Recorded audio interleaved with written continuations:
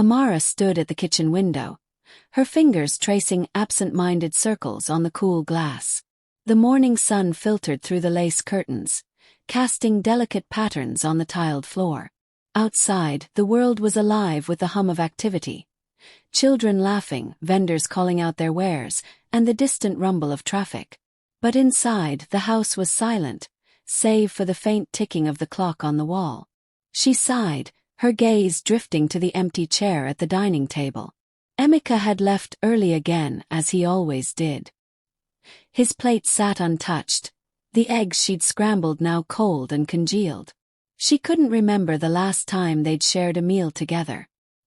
His work as a financial consultant consumed him, leaving little room for anything or anyone else. Amara turned away from the window, her heart heavy. At 28, she had envisioned a life filled with passion and connection, not this quiet monotony. She loved Emeka, of course. He was kind, dependable, and hardworking. But over the years, the spark between them had dimmed, replaced by a polite distance that left her feeling more like a roommate than a wife. She busied herself with tidying the kitchen, wiping down counters that were already spotless. The routine was comforting, a way to fill the hours that stretched endlessly before her. But today, her thoughts refused to settle. A restlessness had taken root in her chest, a gnawing ache she couldn't quite name. The sound of her phone buzzing on the counter pulled her from her thoughts. She glanced at the screen, her breath catching when she saw the name. Archer. Archer. Just the thought of him sent a shiver down her spine. They'd met only a few weeks ago, at a community event Emeka had been too busy to attend. Archer was new to the neighborhood, a freelance photographer with an easy smile and a way of making her feel seen in a way she hadn't in years. Their conversations had started innocently enough. Casual greetings, shared laughs, the occasional compliment. But lately, there had been a shift, a subtle undercurrent of something more.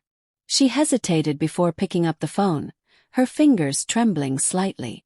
"Hello, Amara." Archer's voice was warm, like honey poured over velvet.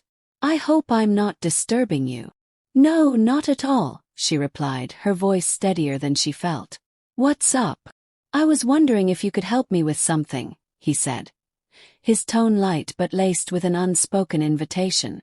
"I'm trying to organize my kitchen, and I could use a woman's touch.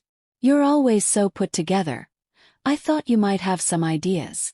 Amara's heart skipped a beat. The request was innocent enough, but the way he said it, the way he said her name, made her pulse quicken.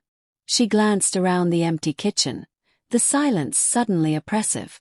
"I don't know," she began, her voice wavering. "I'm not sure if—" "Please," he interrupted gently. "It won't take long. And I'd really appreciate your help." There was a pause, heavy with unspoken words. Amara closed her eyes, her mind racing. She knew she shouldn't go. Knew it was a line she shouldn't cross. But the thought of spending another day alone, of pretending everything was fine when it wasn't, was too much to bear. "Okay," she said finally, the words slipping out before she could stop it. "I'll come over." The walk to Archer's house was short, but it felt like an eternity. Every step was a battle between her conscience and her desire.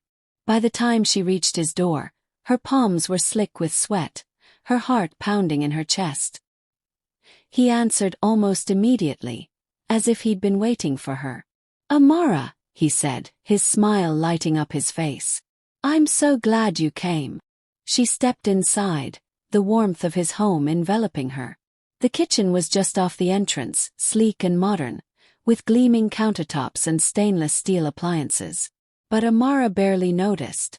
All she could focus on was Archer, his presence filling the room, making it hard to breathe. "So," he said, leaning casually against the counter, "where should we start?" Amara forced a smile, her mind racing. She had no idea what she was doing here, no idea how far this would go. But as she met his gaze, dark and intense, she knew one thing for certain: nothing would ever be the same again. The air in Archer's kitchen was thick with unspoken tension, a palpable energy that made Amara's skin prickle. She stood near the counter, her fingers nervously tracing the edge of the marble surface as Archer moved around the room with an effortless grace. He was taller than she remembered, his broad shoulders filling the space in a way that made her feel both safe and exposed. "So," he began, his voice smooth and deliberate, "I was thinking of rearranging the cabinets. What do you think?" Amara nodded, though her mind was elsewhere. She could feel his eyes on her, studying her in a way that made her pulse quicken. "That sounds like a good idea," she replied, her voice barely above a whisper. Archer stepped closer, his presence overwhelming. "You're quiet today," he observed, his tone laced with concern. "Is everything okay?" Amara hesitated, her gaze dropping to the floor. How could she explain the storm raging inside her? The guilt, the longing, the fear, it was all too much. "I'm fine," she lied, forcing a smile. "Just a little tired." Archer didn't press further, but his expression softened, a flicker of understanding in his dark eyes. "Well, maybe this will help," he said, reaching into a cabinet and pulling out a bottle of wine. "A little something to take the edge off." Amara's eyes widened. "I don't know if that's a good idea," she said, though the thought was tempting. "Just one glass," he insisted, already uncorking the bottle. "It's not every day I get to spend time with someone as fascinating as you." The compliment caught her off guard, a warmth spreading through her chest. She watched as he poured the wine, the rich red liquid glinting in the sunlight streaming through the window. When he handed her the glass, their fingers brushed, sending a jolt of electricity through her. She took a sip, the wine smooth and velvety on her tongue.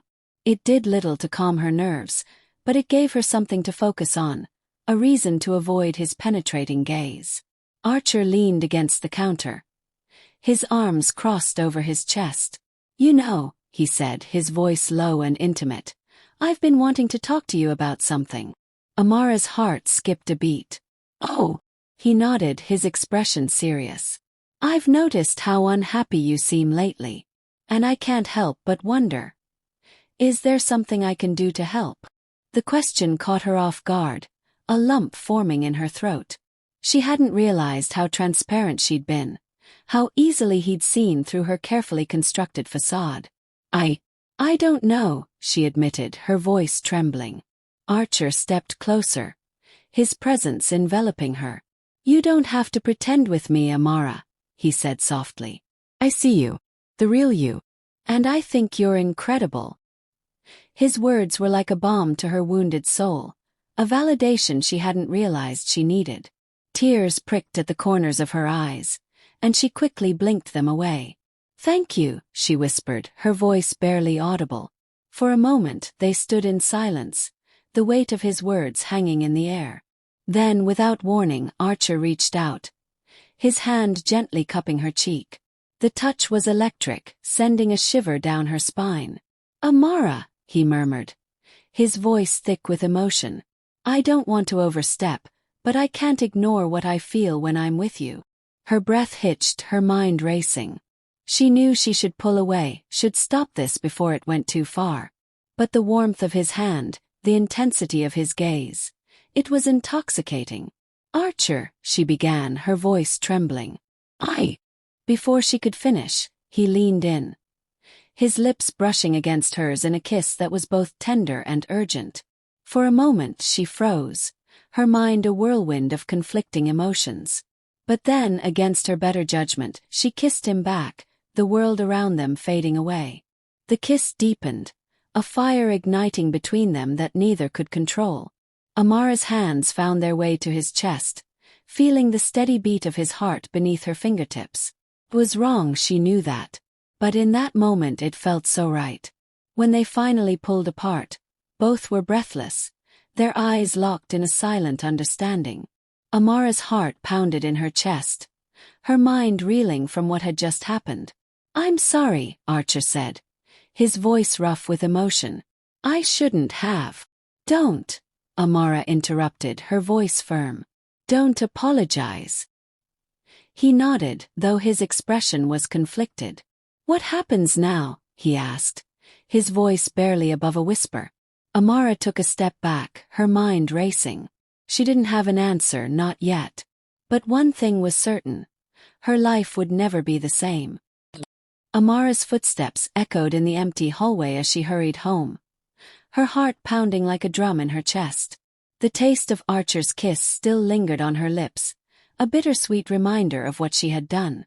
Her mind was a whirlwind of emotions: guilt, desire, fear, each one vying for dominance as she tried to make sense of the chaos she had unleashed. She slipped into the house quietly, hoping to avoid Emeka's notice. But as she stepped into the living room, she found him sitting on the couch, his head in his hands. The sight stopped her in her tracks, a pang of guilt twisting in her gut. "Emeka," she called softly, her voice trembling. He looked up, his eyes red-rimmed and weary. "Amara," he said, his voice hoarse. "Where have you been?" The question hung in the air, heavy with unspoken accusations. Amara's throat tightened, her mind racing for an explanation. I went for a walk," she lied, her voice barely above a whisper. Emeka studied her for a moment, his gaze piercing.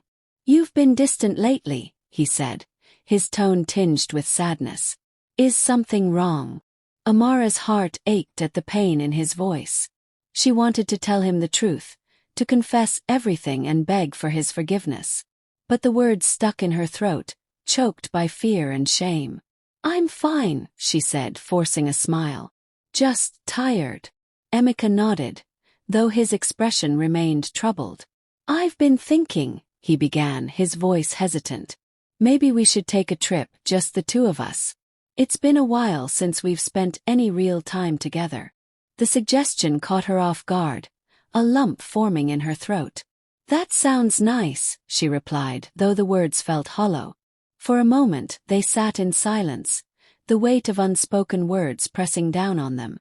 Then Emeka reached out, his hand gently grasping hers. "I love you, Amara," he said, his voice thick with emotion. "I know I haven't been the best husband lately, but I want to make things right." Tears welled in Amara's eyes, her heart breaking at his words. She loved him too, more than she had realized. But the memory of Archer's kiss, the way he had made her feel alive in a way she hadn't in years, was a constant reminder of the betrayal she had committed. "I love you too," she whispered, her voice trembling.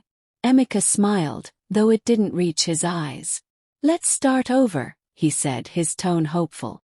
"We can fix this, Amara. I know we can."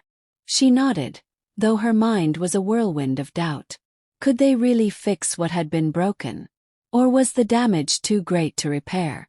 The rest of the evening passed in a blur, the tension between them palpable. Amara tried to focus on Emeka, to be present in the moment. But her thoughts kept drifting back to Archer, to the way he had looked at her, the way he had made her feel. As she lay in bed that night, staring at the ceiling, she couldn't shake the feeling that her life was spiraling out of control. She had crossed a line, one she couldn't uncross. And now, she was faced with an impossible choice: to stay with Emeka and try to rebuild what they had lost, or to follow her heart and risk everything for a chance at happiness with Archer. The thought kept her awake long into the night, her mind racing with possibilities. But as the first light of dawn crept through the curtains, she knew one thing for certain: whatever decision she made, it would change her life forever.